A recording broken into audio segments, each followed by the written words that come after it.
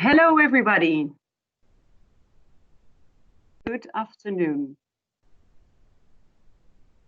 I'm just going to double check to see if you can see me and we're all started. Yes. Good to have you here. Just to be sure, I think all of you see my screen. Very happy to have you here. And let's get started. Well, welcome to this webinar, Why this Corona Crisis is the Best Time to Reduce Single-Use Plastics. My name is Saskia Pepping. I'm working as a sector manager tourism for an organization called MVO Nederland. And well, very welcome for this webinar. Before we really get started, I would like to ask you the following. Please turn off your cameras, mute yourselves, check if the sound of your laptop or computer is switched on, and make sure your chat box is visible on your screen so you can ask questions.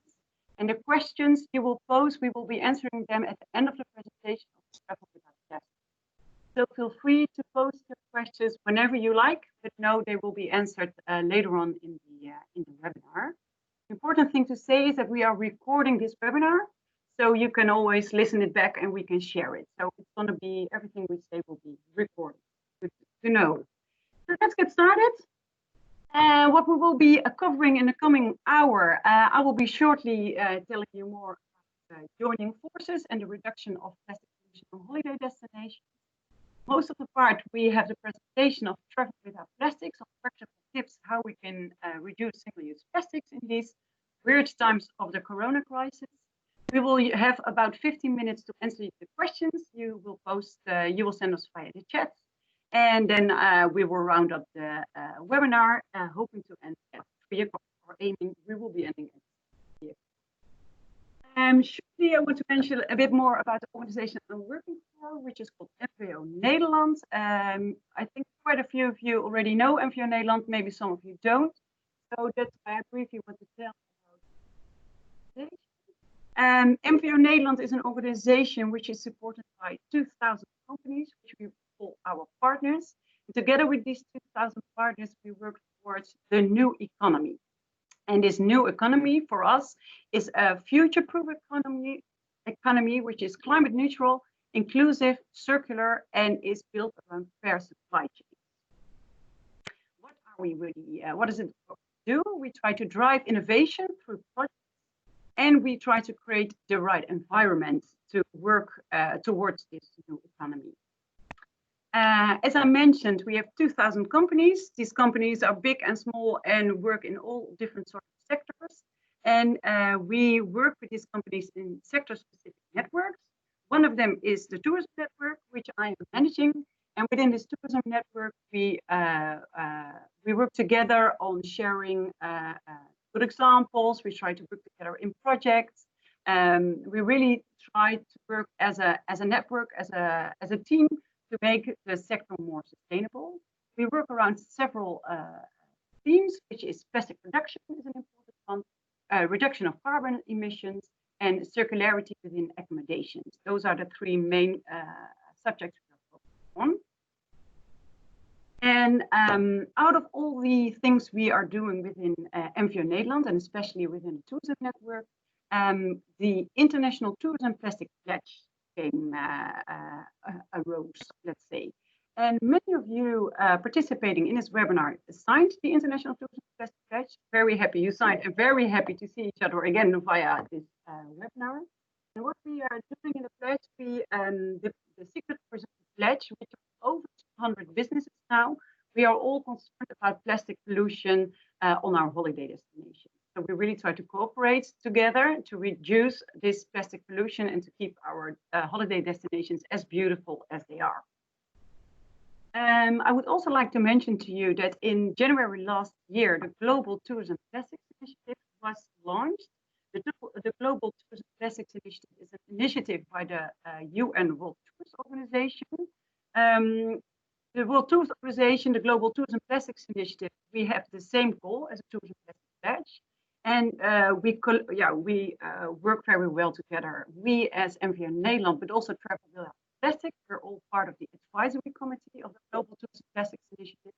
So we're very happy with such well, good initiatives on the reduction of plastics, but we all really feel that it's a subject we have to collaborate on. So I will, yeah, really invite you to have a look at the website of the Global Plastics Initiative as well. Well, there's super good initiatives on the reduction of plastics, and then Corona happened. So all of us know now that this is how Corona looks like. And well, Corona has hit our sector very hard. I think you feel it even more than I do. So before Corona, we were very concerned about all these plastic straws lying on the beaches. But what is happening now that these straws being replaced, let's say, by masks and gloves. And a plastic straw takes about 200 years to compose, and the masks take about 450 years to compose. But not all is hopeless. Of course, it's a very, very challenging times, but not all hopeless is if we talk about plastics. And that's, I think, the key message of this webinar as well.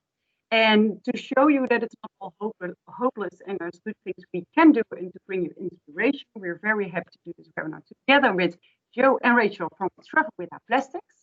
And Joe and Rachel are experts in this field. They will introduce themselves. So what we're doing right now, we're going to switch presentation. So the ladies at Travel Without Plastic have their own. Let's make sure this goes well. Joe, you can share your presentation. And then we make sure. Yes. Excellent, Joe. I give the floor to you. Take it away. Thank you.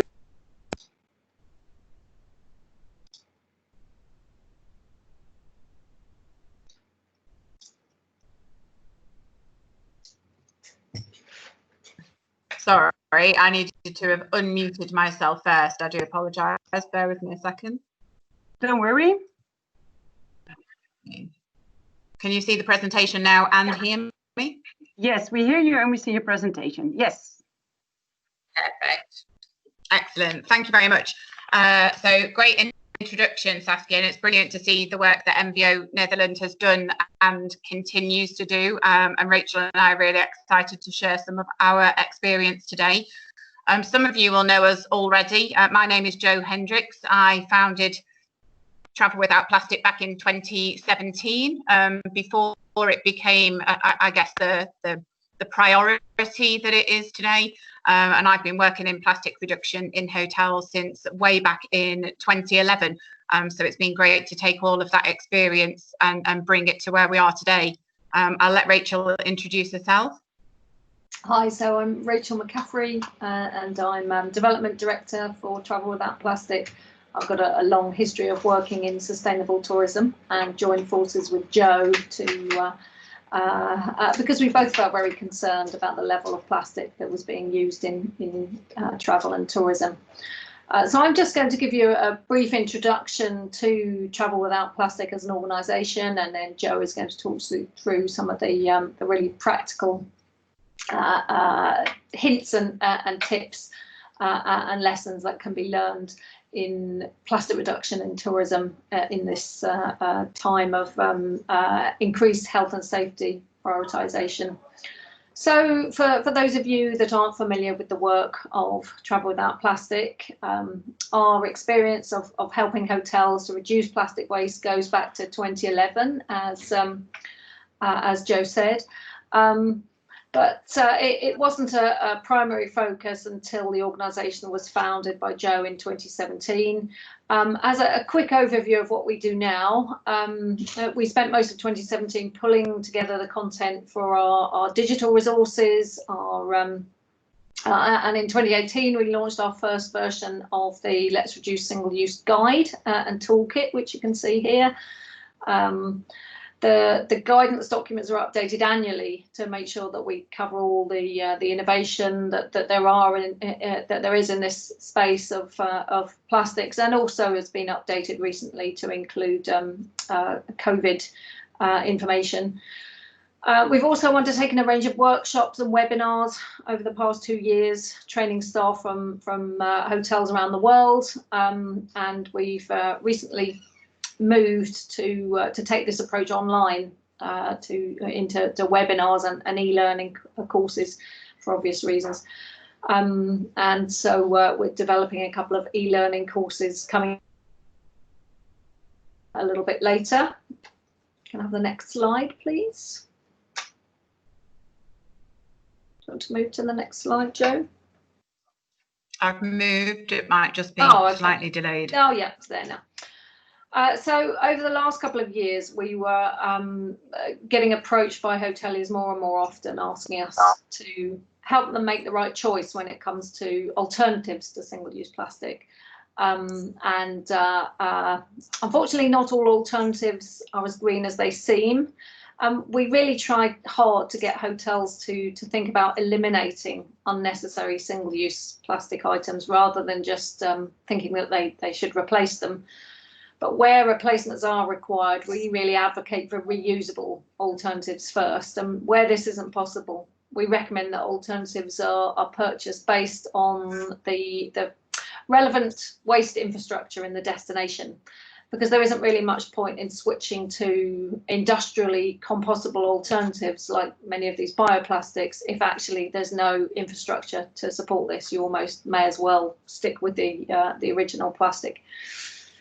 So more recently, we've been inundated with requests to help hotels continue their plastic reduction journey while also meeting hygiene expectations. Jo comes from a health and safety background. She was a health and safety auditor at Thomas Cook for 7 years, assessing hotels' compliance with ABTA and FDO requirements. She also trained as a Travelife auditor and has been working with hotels since 2008 to navigate the delicate balance between hygiene, safety, sustainability, and a great experience for guests. And so this very rounded approach has always been the foundation for the Let's Reduce Single-Use recommendations issued by Travel Without Plastic. But as I mentioned, this month we updated the guide to really make sure that the health and safety advice was more clearly highlighted and summarised the recommendations in a separate chapter on plastic and illness outbreaks, so that the key points could be more easily accessed in one place. We're also working together with health and safety experts, a company called Intertech Crystal, who are very well known in health and safety, to create an e-learning, an interactive e-learning module for all hotel staff, with a real focus on reducing single-use plastic while still meeting hygiene standards, required hygiene standards. The e-learning looks at many of the very common operational single-use plastics, and also includes recommendations around the proper use and disposal of personal protective equipment. We've all seen this kind of sight, you know, gloves and masks washed up on beaches or discarded on the street. We really don't want this to become the new normal in tourism destinations.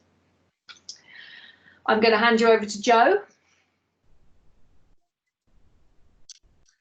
Thanks, Rachel, for the introduction. I think it's really timely now to ask ourselves what the travel industry can actually do to be part of the solution and not part of the problem. And depending on your role, there are many different ways that you can make a difference.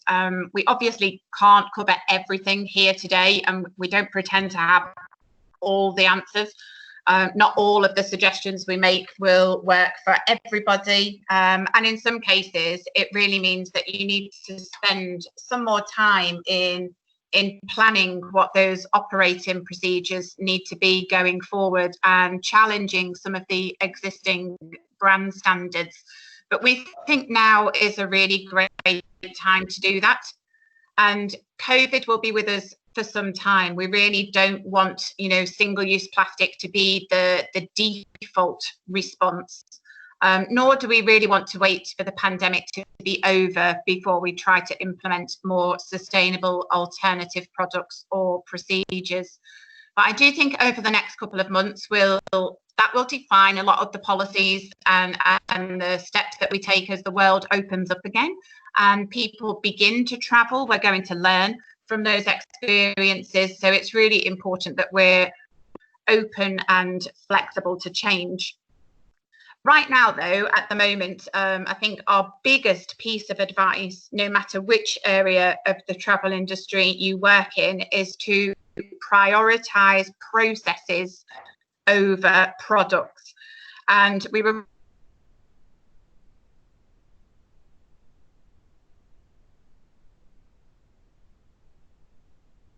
their recommendations on reducing plastics in times of COVID. And this is a key recommendation made in that document as well. You can find it online today on the One Planet Network website if you've not been there already. The reason that we say this is because any item, any surface is a potential transmitter of germs, whether that's COVID-19 or any germs. And that's the same whether the item is single use or reusable. So a plastic protective film in itself is not a guarantee of sanitation.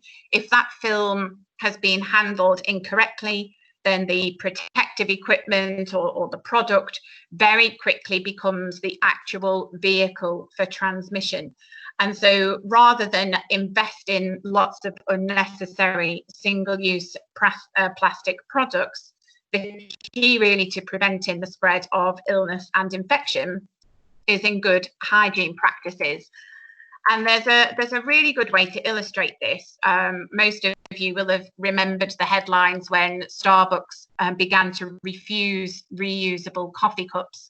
And this type of thing has been a very common knee-jerk reaction to COVID, when in fact there's actually a very simple 4-step process that you can see on the screen that would very easily enable the hygienic use of reusable cups. Because we've had some time to think about this now, some places have been able to put these processes into place, and you can actually now take your own coffee cup with you.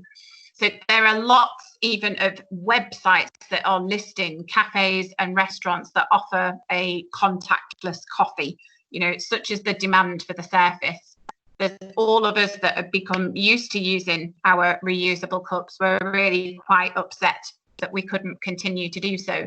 And there's no reason why we can't take these processes and apply them to travel on railway journeys, at airports, in any restaurants, any cafes, or any travel itinerary. It requires some thought, obviously, and say again, this is very dependent on the type of business, but it helps us just to visualize that we can put these types of processes into place. Something that we are speaking about almost daily at Travel Without Plastic is this dilemma around the amenities, in particular bathroom amenities in hotels. I think there's now an acceptance that less items in a hotel room is actually a better quality and a better hygienic experience. Previously, when we would speak to hoteliers, they would often tell us that providing miniature amenities was a brand standard and that it would be impossible to change. But it's in times of COVID, I think previously unthinkable strategies are becoming the reality almost overnight. And we're seeing that amenity kits are being removed. And this shows us that change really is possible. But often it's the will of the brand or it's the will of the management that needs to change. And there can be quite significant cost savings from doing this. Each of these items, depending on the brand, can cost around 15 to 35 cents per small bottle. We've seen hotels save an average of €5,000 or €6,000 every year just by taking miniature amenities out of the service. So the dilemma now appears to be not so much about removing the amenities, but whether you replace them or not, and how you can do this. So what we're seeing increasingly, if you're worried about guest perception, or if you have a city hotel where people maybe just stay 1 to 2 nights and they don't yet travel with their own toiletries, then you can make them available on request. And this picture here, it's actually a little video that doesn't play in the presentation, but you can find this app from Marriott that makes it really easy to request amenities from the comfort of the hotel room if you needed one. But, you know, bear in mind, you could do that with lots of other guest amenities in the room, whether that's tea and coffee service, extra pillows, blankets, bathrobes. There are lots of ways that we can remove items from within the room and put them available on request. Now, it would save time for housekeeping, but it obviously means a change in standard operating procedures. And it also means staff training and having access, 24-hour access to those amenities by staff should anybody actually request them. If technology is a little bit too much, these are some quite common communications methods that we're seeing now. And interestingly, you know, not all of these amenities have to be made available free of charge. The second poster that you see there, that actually says what's available free of charge and what would be available at a cost. Particularly useful if you need to pay a deposit or something to secure the return of an amenity, for instance. And then one of the biggest things to think about, and a mistake, or we think of it as a mistake sometimes, is to really change customer expectations in the long term. That we shouldn't really just replace things for the sake of replacing them. If you really do want to offer a complete set of amenities, you want to make sure that they're useful, and think about whether the vast majority of your guests would really want to use a comb, for instance. If they don't, you don't need to provide that. If they do, maybe you could provide them at a cost as well. If they really need it, they would buy it. Another way to deliver the amenities, if you still want to offer this service, is to do it in a refillable format. And there are questions also around the hygiene of being able to do this.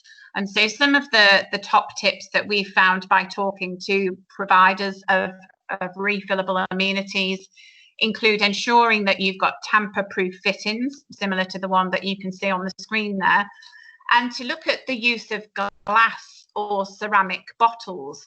If they're securely fitted to a wall, there's no likelihood of them breaking whilst they're in the shower.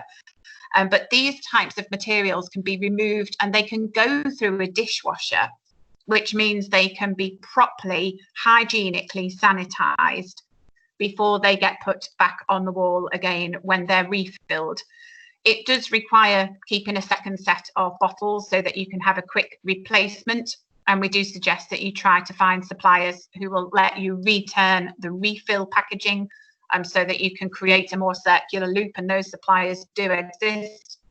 And it also requires some strict hygiene policies when refilling. We've put a blog on our website about that for anybody that wants to go into more detail. And one of the things that we really do want to avoid where possible, and you may feel differently about this, but it's the introduction of so-called COVID kits. And we're reading in a lot of blogs and recommendation sites that opening up and keeping things safe for customers should include providing single-use masks, gloves and miniature hand sanitizers and wipes. That it's not something that we subscribe to ourselves. If you do need to make these types of amenities available, then perhaps they can be made available for sale. But we also need to bear in mind that it would be a great idea to communicate to guests about their proper use and disposal. And that means really providing suitable bins around premises to collect any of this type of personal protective equipment.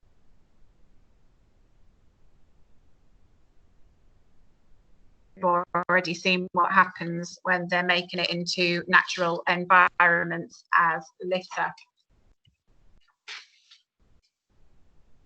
We've also been keeping an eye on the technical economical alternatives, and certainly you can avoid the use of miniature hand sanitizers if you have enough hand sanitizing stations around a hotel or any venue, or if there are suppliers that you use along routes, the itineraries that provide these already. And the touch-free hand sanitizers are obviously increasingly popular, and there are more and more of them on the market. Again, we would advise trying to work with suppliers who would take back the inner packaging to either reuse that or dispose of it properly for you. And where these stations are put into place, what we have seen is that most of them do actually make quite a big mess on the surrounding floor area, and they do become a slip and trip hazard. So as well as regular cleaning of the actual apparatus, it would need to make sure that you've cleaned around that as well, and it should go onto a cleaning log to make sure that that isn't missed. One of the biggest items that we see that hotels or any tourism business is consuming is bottled water. And for those hotels that have already implemented dispensing stations, they are now implementing extra sanitizing and extra cleaning of those stations. But as a consequence of COVID, there are also touch-free, infrared or pedal-operated water dispensers that can be used. That means the neck of the bottle or the glass that the customers are using never has to even come into contact with that machine. And you can actually use the machine to communicate good hygiene practices as well. And remember, very importantly, to keep the machines on the cleaning rotas. It's very possible that guests would lean on them while they're waiting for their water to fill, but just because it's touch-free doesn't mean that it hasn't been touched. One thing a lot of hotels are concerned about has been when filtered water is being sold for sale or provided free of charge. How can they do that so that guests can take them to the pool or the beach? We know they can't be provided in glass. And so there are a range of reusable plastic bottles now that are available from many of the same suppliers of the dispensing systems. And one way to do it that works quite well is to treat the bottles a little bit similar to a towel deposit system that's already popular in lots of hotels. So for instance, on arrival, the guest would receive a clean bottle of water in the room. Each time they wish to fill it, they would hand it back, and they're given a clean, full bottle of water in exchange. Same way they would hand over a dirty towel, and they would either get back a towel or they would get back the card to pick a new towel up the following day. And if obviously anything is lost or taken, a deposit is kept, and that then covers the cost of the bottles or the towels. Again, it needs some prior planning, needs some good communications, but it's not impossible. It's just a different way of doing things. We've also come across pre-COVID, many years ago now, I've seen in a lot of hotels in the Caribbean and Mexico that these types of dispensers or smaller ones that sit on the tabletop are actually used in guest rooms, and you can just fill up your own water from that returnable carafe that's taken then by staff when it's empty and replaced. And of course, that's a circular supplier that takes back those carafes for reuse. But these could also be used in bars and restaurants where a member of staff, following the correct hygiene protocols, could then serve water from there into reusable glasses or bottles. And then for itinerary trips, for instance, for itinerary operators that have previously provided reusable water bottles or want to do that, it would be a good idea to try to reach out to the current stops, the current places that you go to on those trips, and to find out if they're able to offer touch-free alternatives of some form. If not, water could be dispensed by one person as the guest holds their own bottle, and one person makes themselves responsible for refill. And if you do feel the need to sanitize the spouts or the lids of the bottles, you could do that with a food grade sanitizer. And then if you offer the opportunity to clean customers' bottles overnight, it's often very useful for them to see how exactly that is done, so that it creates confidence But bear in mind the type of communications that can help you to achieve that. When you think about it, lots of customers will actually use their own bottle for 7 to 14 days without ever cleaning it properly, without it ever going through a dishwasher, and they feel that that's fine and they're happy to continue using their bottle like this. But for some reason, they're not so happy to accept a clean one that's gone through a dishwashing machine. And many times it's all in the mind, and it's around the communications. If we move on to restaurant service, there's a lot we're covering and we're going quite quickly through this. There's obviously quite a lot we want to get across. Having spoken with a number of health and safety professionals, they believe that it's going to be quite difficult to offer self-service buffets for a while now, and the advice is to return to manned buffets or to a type of show cooking, as you can see on the picture there in the screen. But this links very well, I guess, with our advice around processes being better than the products. So some hotels have had to introduce packaged breakfasts, but there's no guarantee that pre-packaged food means good hygiene. There's no way for you to know where the food was packaged, how many hands that has passed through before it's come into your hotel and been passed on.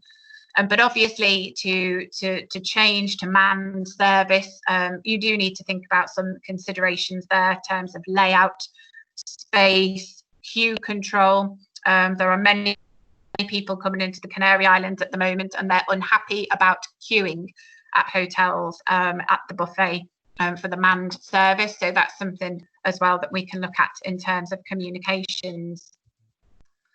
In some instances, hotels and operators are being obliged to go back to single-use portions for jam and butter, but there are others that are pre-cutting or pre-measuring condiments in the kitchen, placing those into individual dishes, and they're being handed over to guests by staff. And you can still use the domestic size condiments, the type that we all have at home for ketchup and olive oil, as long as they're sanitized between use. So it means taking them off the tables and sanitizing before putting them back. Another concept that we've come across now for many years in other hotels is to do something called a partial board. And this is great because it actually gives you an opportunity to support other local businesses and to bring the destinations back to life. So by closing down a buffet restaurant and encouraging people to eat out locally, or to switch one of your own buffet restaurants to an a la carte option for a couple of nights a week, this is not only an income stream for you, an income stream for local businesses, but it's a great way to reduce unnecessary packaging and also food waste. And it's a great communications opportunity. If you must, though, serve individually packaged foods, then we would suggest that you find out from local waste collectors what the best option could be. So think as well, who will be disposing of those products once they're finished? Is that going to happen on your site? Will guests and customers be taking the packaging off the premises and you don't know how it will be disposed of? Could you encourage people to eat in so that you can make yourselves responsible for that disposal? Or could you provide some instructions so that your customers know how to responsibly dispose of this packaging? If you're an excursion provider or on an itinerary trip, you could potentially collect in the waste from travellers to ensure it's responsible disposal. And all of this needs to be done as much with the prevention of the spread of illness in mind as it does with the spread of litter. And again, it will take some prior planning and communication. Another thing that we've discussed quite in detail with the hygiene and safety companies and with colleagues at Intertek Crystal is around the use of personal protective equipment and how it can offer a false sense of security sometimes if it's not used properly. There's a lot of discussions around whether masks are efficient the best course of action there is to seek professional advice depending on where and how the masks would need to be worn. But I must say, I came across this picture on the Iberostar Hotels LinkedIn feed this week. And when I looked at that lady, the first thing I realised I'd missed was the smile. I really miss seeing people smile. And it's, you know, when we're in hospitality the way that we are, and we want to welcome people and we want them to enjoy their time, the masks have really prevented that for me. There are plastic-free shields available that are made from a wood pulp. Their disposal might be reliant on specific waste collection agreements. They might not be suitable for everybody. The company that's actually making the plastic-free PPE, they're working together with an organisation called TerraCycle, and they collect in all sorts of items that are hard to recycle, like crisp packets and sweet papers. So again, it requires some strategy and some planning, but we're starting to see that there are possibilities out there.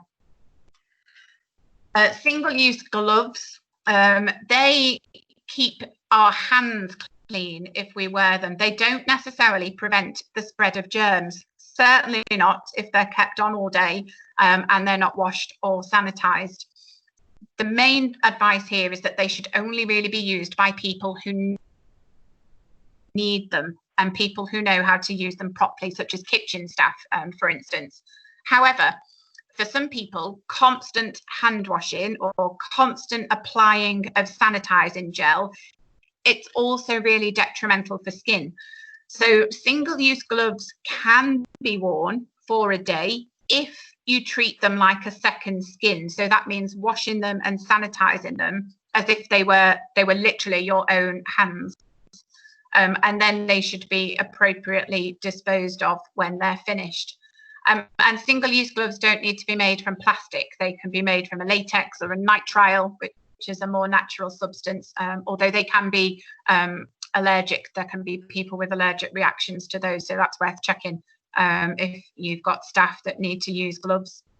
But it stands to say any personal protective equipment needs to be used properly and disposed of properly. If it's contaminated, disposed of properly. And if it's not, then disposed of in the right bins. And there are also some really great new innovations on the market in terms of, I'd say, plastic-free, as in single-use plastic-free cleaning. Most plastic cleaning products do come in bottles, and many times they're not actually returned to the supplier. The businesses have to recycle those properly. Or depending on the content, dispose of them with hazardous waste. But there are new options out there. This one that you can see here is a stabilized aqueous ozone. So there are plastic bottles there, but they're refilled consistently with that solution. It works by turning tap water into a liquid form of ozone that's not only safe to use in public, but it doesn't require the use of personal protective equipment. So there are plastic savings attached to that as well. And on top of that, there are no nasty chemicals involved in that solution. So the impact from cleaning chemicals on natural environments due to COVID, we still don't know, but the more that we can reduce that as well, the better. And then as we get towards the end, we want to just take a little bit of time to look at how we're communicating to customers, and not necessarily what we say, but how we're saying it. You know, films and stickers, that they don't necessarily mean that, for instance, the remote control is clean or the apples are clean. What this means is you've wrapped them in plastic. So as we said earlier, the plastic wrap itself isn't a guarantee of hygiene, it's just another object. The sticker on the room doors that's becoming very popular, the sticker doesn't necessarily guarantee that the room is clean. It's guaranteeing that nobody has gone in there after the sticker has been stuck on the door. Considering many hotels using these don't have contactless entry, and you'd need to use a door handle to get in that somebody could have coughed or sneezed on or anything before you've arrived, We personally don't see the point of the stickers. You may feel differently about that, but you can communicate cleanliness in other ways through notices at reception, in-room TV channels, social media, website. And if you had a previously great sustainability reputation and guests turn up to find these sorts of things, it is going to compromise that reputation. And over the past weeks, it has been really interesting for us to see this sudden proliferation of clean certification. So it is a great time to look at different customer communications channels and revise those plans, not just to shout about hygiene, but to shout about all the other things that matter to your customers too. Many of them still care about the environmental consequences of single-use plastics and chemicals, and they're struggling as much as you are in your business to find this balance. If you can reach them before they travel via social media, newsletters, you can give them all of the information before they arrive. If you're a tour operator, an itinerary provider, what can you tell customers to take with them so they can avoid single-use plastic in the destination? Maybe you're doing this already, but you can add the hygiene content.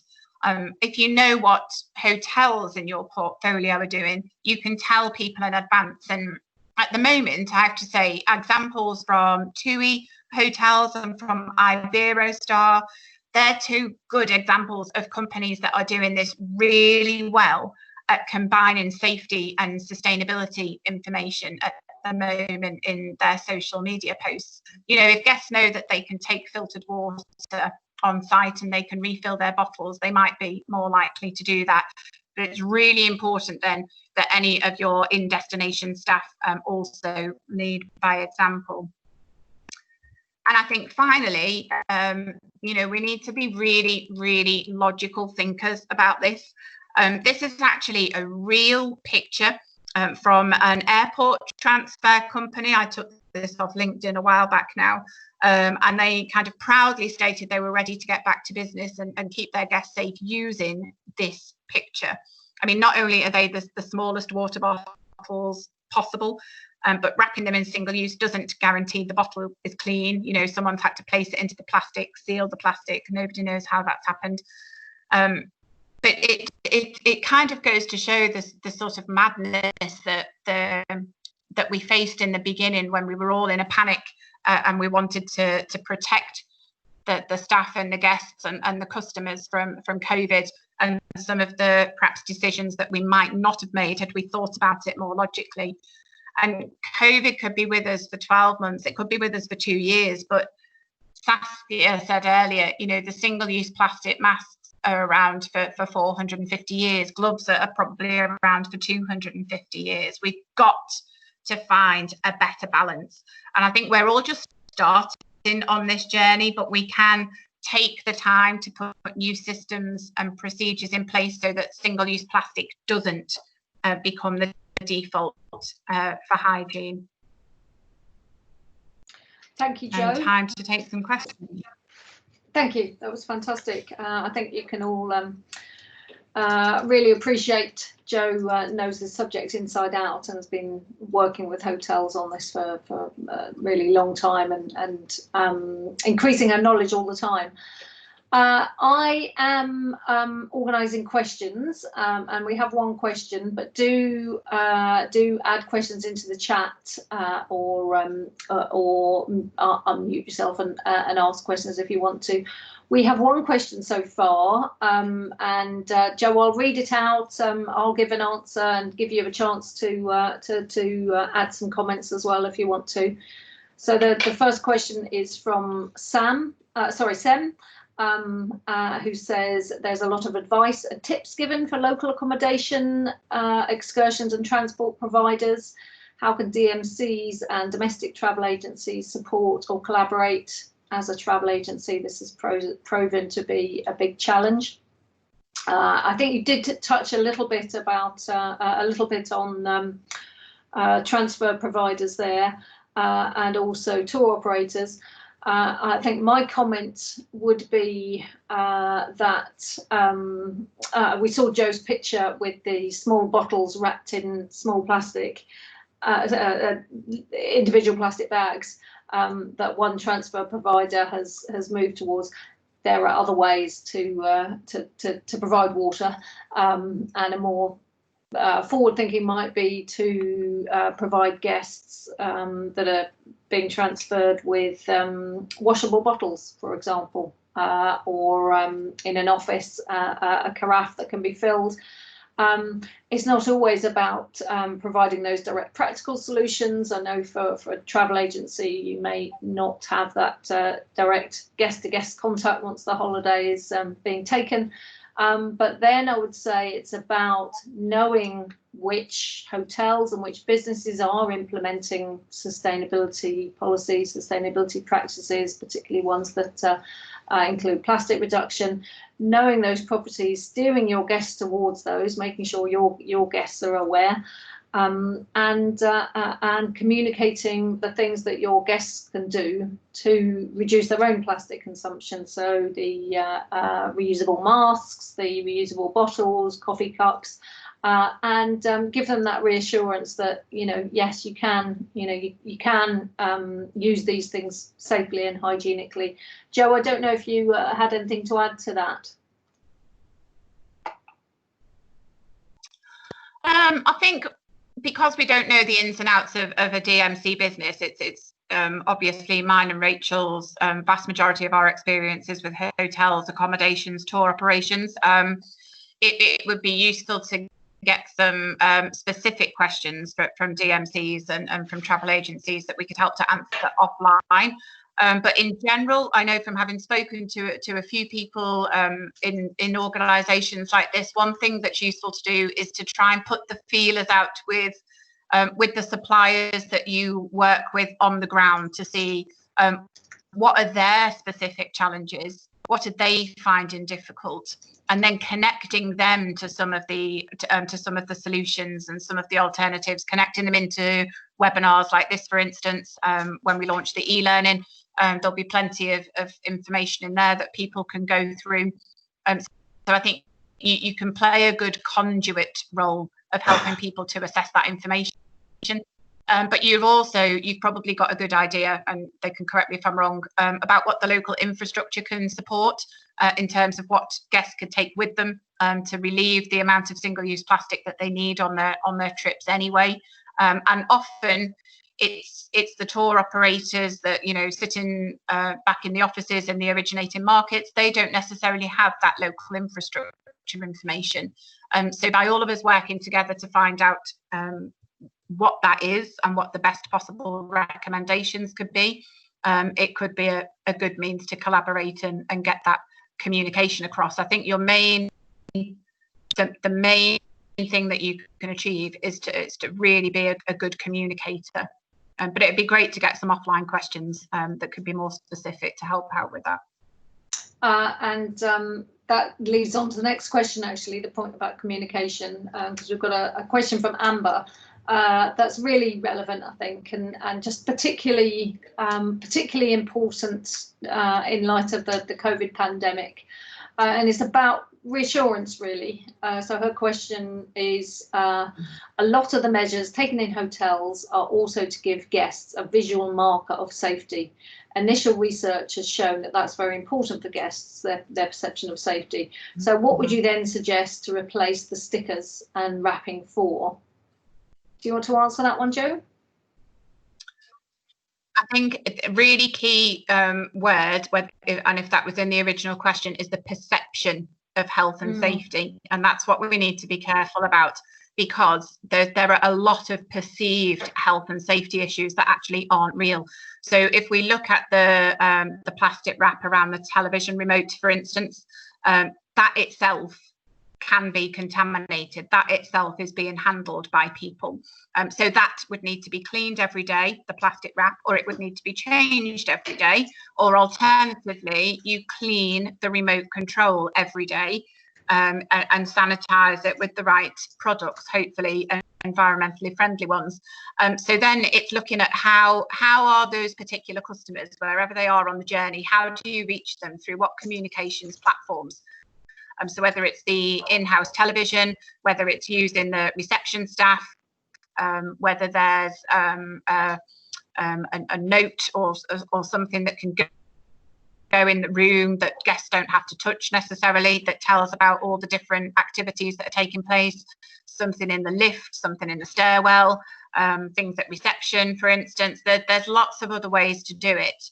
And I think the more that we can help people understand that wrapping stuff in single-use plastic might look health and might look safety, it might look the part, it's a false sense of security. It's like putting the gloves on and then touching everything and thinking, well, my hands are clean, so this is okay.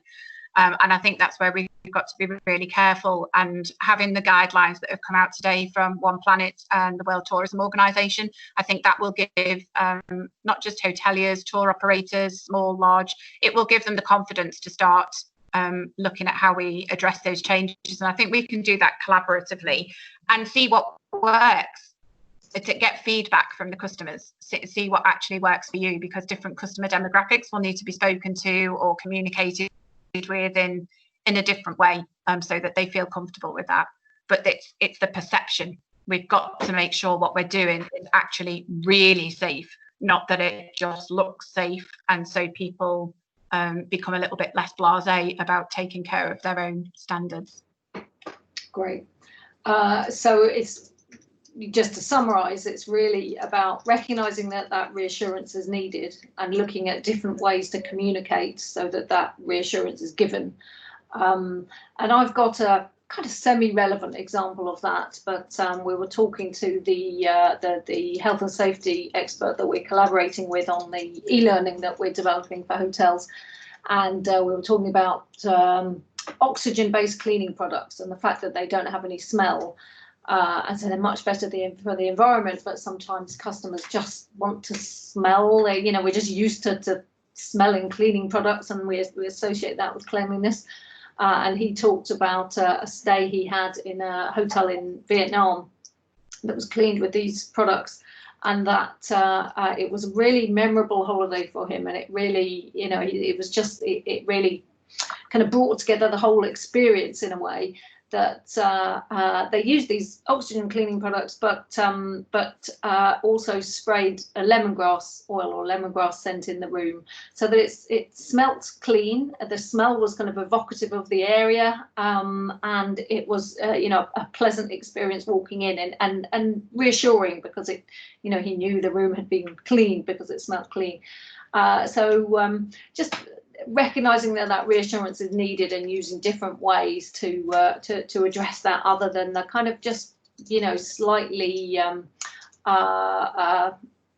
lazy way, I guess, of just slapping a sticker on, or a banner around the toilet saying, oh, it's been cleaned.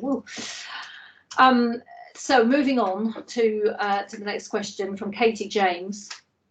Are you able to share lists of suppliers of alternative items to single use, like reusable cups, food containers, but also masks and the face shield that you mentioned in the presentation?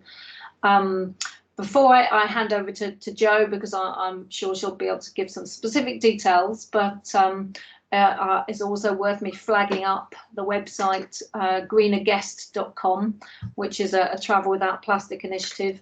And Greener Guest has been set up by Jo and myself and a wider team, specifically to provide these alternative items, a source of these alternatives, because we know hoteliers have limited time.